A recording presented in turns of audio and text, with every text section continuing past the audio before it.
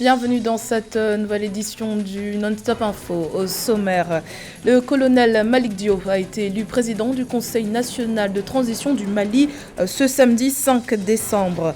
Premier vice-président du CNSP qui a pris le pouvoir au Mali. Le 18 août 2020, le colonel Diop était le seul candidat à la présidence du CNT dont les membres ont été désignés jeudi par un décret du président de transition. Au Cameroun, les grands électeurs étaient aux urnes ce dimanche 6 décembre dans le cadre des premières élections régionales du pays. Ils devaient désigner les 90 élus de chacune des 10 régions, soit 900 conseillers au total. Et puis, la République démocratique du Congo a clôturé les activités liées à la célébration de la Journée internationale des personnes vivant avec un handicap ce samedi 5 décembre. Une loi actuellement en seconde lecture au Sénat plaide entre autres pour plus de représentativité de ces personnes dans les institutions du pays. Mais tout d'abord, au Togo, Brigitte Kafui, Adjamagbo Johnson et Gérard Diossou, les deux leaders de l'opposition DMK, la dynamique Monseigneur Podzro, ont été inculpés pour rassemblement de malfaiteurs et atteinte à la sécurité intérieure de l'État à l'issue d'une longue audition dans la nuit de vendredi 4 à samedi 5 décembre. Ils ont été placés sous mandat de dépôt et devraient être déférés en prison. Leur avocat, maître Darius Atso, dénonce ce qu'il qualifie de manœuvres d'intimidation destinées à réduire au néant leur droit à la liberté d'expression d'opinion politique. Au Mali, le colonel Malick Diop, numéro 2 de la junte qui a dirigé le pays après le putsch du 18 août 2020, a été élu à la tête du Conseil national de transition. Ce conseil, qui compte 121 sièges et qui regroupe des partis politiques, des représentants de la société civile, des syndicats et des militaires, était réuni à Bamako pour sa session inaugurale samedi 5 décembre 2020. Sa candidature était parrainée par 108 membres du CNT sur les 40 requis. Le point dans ce sujet d'Aïssatou Bari. Au Mali, c'est le colonel Malick Diop qui occupe désormais la présidence du Conseil national de la transition CNT. Seul candidat à ce poste qui va faire office de parlement, le colonel Malick Diop, numéro 2 du Comité national pour le salut du peuple, a été élu par 111 voix sur 118 votants. Je pense que cette élection du colonel Malick Diop à la tête donc du Conseil national de la transition, ça s'est passé comme une simple lettre à la poste. Ça n'est pas du tout une surprise, il fallait s'y attendre. Donc aujourd'hui, on est toujours dans la continuité de cette illégitimité, en même temps, de cette illégalité. Et aujourd'hui, donc à la cérémonie donc d'installation donc du Conseil national, il devait y avoir donc certains membres qui ne sont pas venus. Je pense notamment aux confrères donc de la presse, qui devait avoir 4 membres, finalement s'est retrouvé avec 2 membres. La CEMA, donc un des groupes armés, donc qui a fait savoir son mécontentement par rapport à les conditions dans lesquelles donc c'est la désignation de ces membres a été faite. Premier vice-président du Conseil national pour le salut du peuple, qui a pris le pouvoir au Mali le 18 août, il a été choisi parmi les candidats parrainés par au moins 20 membres. L'organe de régulation, qui compte 128 membres, regroupe des partis politiques, des représentants de la société civile, des syndicats et des militaires qui ont été désignés jeudi 3 décembre par un décret du président de la transition. La nomination des militaires à la tête des gouvernements dans ces contrées, ça me paraît tout à fait normal. Cela dit, pour ce qui concerne par contre les militaires, leur désignation ou leur nomination dans des domaines politiques me paraît vraiment un recul. Notamment, je fais allusion notamment les militaires qui sont désignés au sein du Conseil national de transition. Ça me paraît vraiment saugrenu parce que c'est une question qui relève d'ordre la classe politique et la société civile d'une manière générale, d'autant plus qu'on est dans un contexte d'insécurité. Les militaires, on a besoin d'eux surtout au front et non dans l'hémicycle. La mise en place du Conseil national de la transition constitue le dernier maillon du dispositif prévu dans le cadre de la transition qui doit durer 18 mois. Le CNT devra dès à présent se pencher sur des questions concernant notamment les réformes institutionnelles et constitutionnelles, comme la relecture de la loi électorale ou encore la relecture de l'accord de paix pour la réconciliation nationale.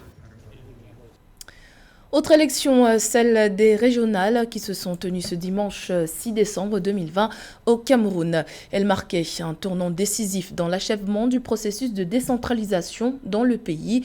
Les grands électeurs ont procédé à l'élection des 900 conseillers régionaux qui sont répartis entre les 10 régions du pays, soit 90 par région.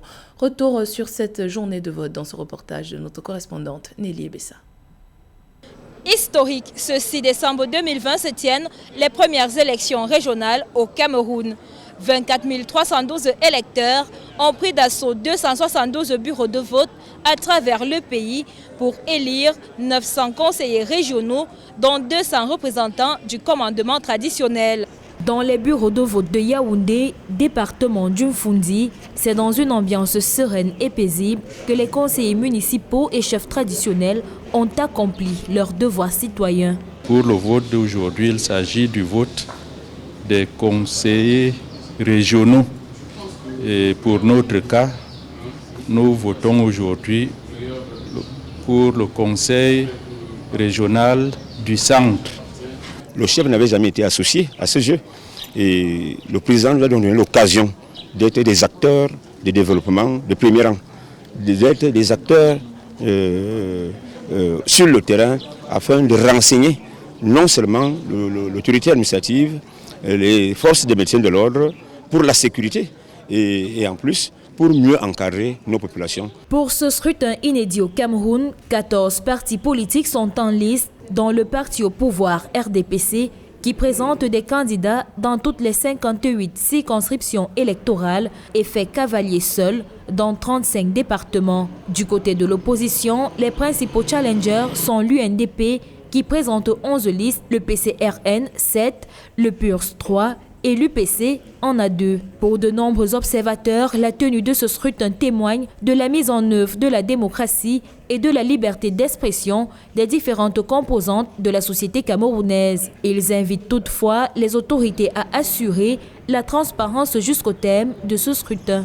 Nous souhaitons simplement que ces élections se passent de manière transparente, équitable et surtout dans le climat de paix et que cela se tienne dans sur toute l'étendue du territoire national. Dans le cadre du climat électoral, constatons un climat paisible.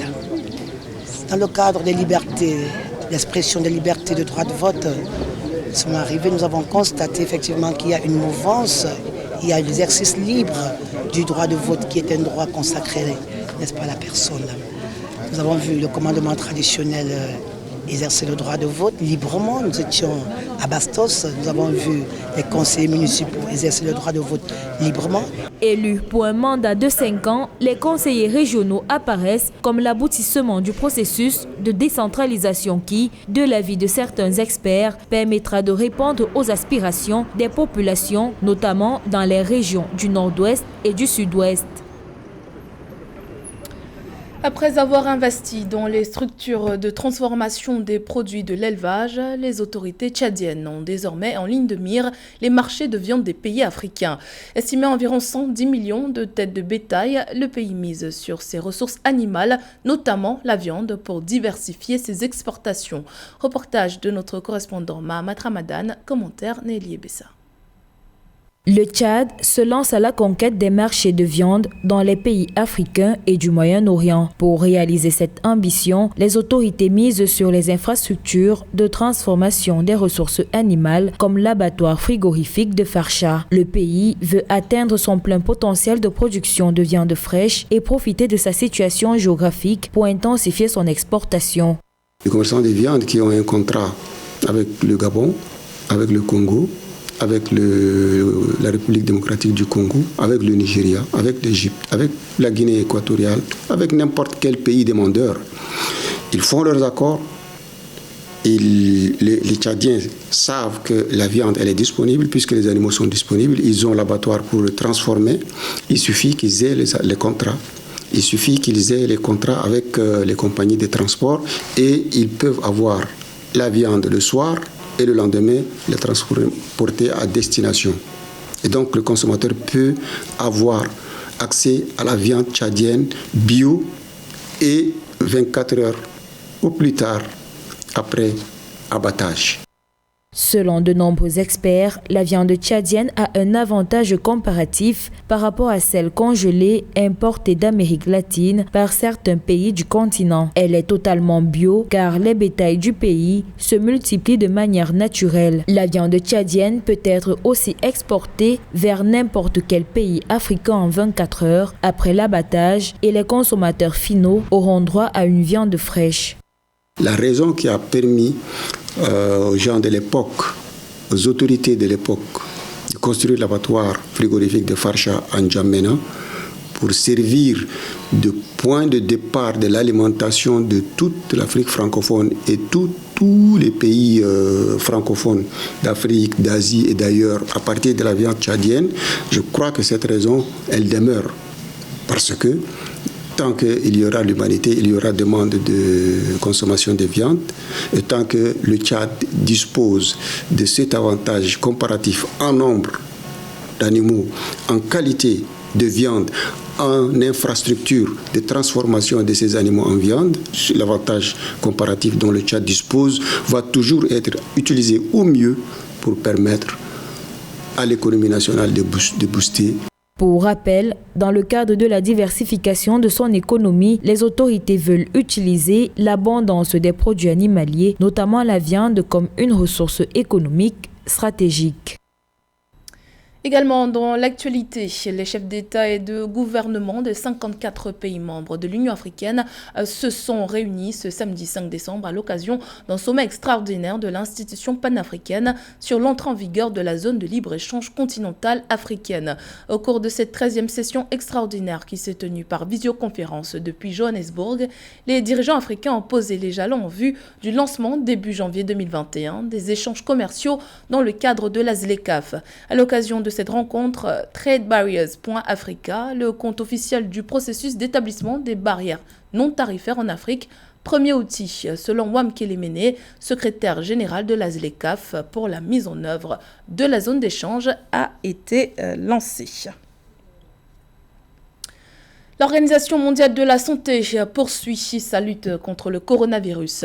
En coopération avec ses partenaires, l'institution a lancé une initiative visant à éradiquer la désinformation rampante qui entrave la lutte contre la pandémie en Afrique. Cette initiative intervient au moment où le continent se prépare au déploiement du vaccin contre le virus. Mildred Yamo. Alors que l'Afrique se prépare au déploiement du vaccin anti-Covid-19, l'Organisation mondiale de la santé intensifie sa lutte contre la pandémie. Le 3 décembre 2020, l'institution a lancé une initiative baptisée Alliance africaine pour la réponse à l'infodémie, visant à éradiquer les informations trompeuses qui entravent la lutte contre la maladie sur le continent. Dans les situations d'urgence sanitaire, la désinformation peut tuer et garantir que les maladies continuent de se propager. Nous allons nous associer avec les pays touchés pour mettre en place des interventions qui sont nécessaires pour éliminer davantage la désinformation sur le virus, alors que nous nous préparons au déploiement du vaccin. D'après des indications de l'Organisation mondiale de la santé, ce phénomène est perpétré par des plateformes de médias sociaux non réglementées, avec les économies avancées d'Afrique qui ont la plus forte pénétration d'Internet, identifiées comme des points chauds de désinformation Covid-19. Par ailleurs, depuis son apparition en Afrique en février 2020, plus de 1000 rapports trompeurs sur la pandémie ont été recensés par des organisations de vérification. La solution, c'est la mobilisation communautaire. Il faut investir sur la société civile pour permettre à la population de comprendre l'importance du vaccin. Il faut que l'OMS accompagne des organisations qui sont sur le terrain, qui travaillent avec des populations à expliquer l'importance du vaccin à la population, aux leaders communautaires, aux chefs traditionnels. Sinon, il sera très difficile d'implémenter tous ces vaccins. L'Organisation mondiale de la santé indique également que la désinformation la plus largement partagée concernait les traitements non éprouvés, les faux remèdes et la propagande anti-vaccin. Précisons que cette initiative rassemble 13 organisations et entités de vérification des faits qui seront exploitées pour détecter, perturber et contrer les rapports trompeurs sur la pandémie en Afrique. En République démocratique du Congo, la célébration de la journée internationale des personnes vivant avec un handicap a d'ailleurs été placée sous le thème de la lutte contre la Covid-19. Samedi 5 décembre, la ministre de tutelle Irène Isambo a profité de cette occasion pour sensibiliser davantage les personnes handicapées contre cette pandémie, d'une part, et vulgariser la loi des personnes vivant avec un handicap actuellement en seconde lecture au Sénat. Reportage de notre correspondant Jacques Amboka. Clôture ce samedi 5 décembre à Kinshasa des activités de la Journée internationale des personnes vivant avec handicap. Célébrée le 3 décembre de chaque année, l'édition 2020 a mis l'accent sur la lutte contre la pandémie de coronavirus. Irène Isambo, ministre en charge des personnes vivant avec handicap, a fait la ronde des 4 districts de la capitale pour sensibiliser cette catégorie de personnes. Nous avons lancé cette journée, les 30 effectivement, comme l'ont exigé les Nations Unies. Nous l'avons lancé dans la commune de la Gombe. Mais étant donné que la Covid-19 n'est pas seulement une histoire de centres urbains ou, si vous voulez, de grandes agglomérations, moi je me suis dit je voudrais aller visiter les personnes vivant avec handicap pour les sensibiliser dans tous nos 4 districts de la ville de Kinshasa. La Journée internationale des personnes vivant avec handicap est célébrée cette année dans un contexte où le pays enregistre une nette évolution des textes visant à la protection de ces personnes. En effet, une loi adoptée à la Chambre basse est actuellement en relecture au Sénat. Sous le leadership de notre chef de l'État, nous avons aujourd'hui notre loi organique qui est au Sénat. Cette loi a passé plus de 10 ans à l'Assemblée nationale sans être effectivement analysée pour que ça passe cette étape-là. Mais avec la vision de notre chef de l'État et avec son dynamisme, le Parlement a compris et là nous voulons saluer l'action de la présidente l'honorable Janine Mabunda qui a compris qu'il faut faire avancer cette question. Albinos, sourds, aveugles, handicapés, les autochtones et autres, dans l'ensemble, les personnes vivant avec handicap en République démocratique du Congo représentent plus de 13% de la population. La loi en seconde lecture au Sénat plaide entre autres pour plus de représentativité de ces personnes dans les institutions du pays.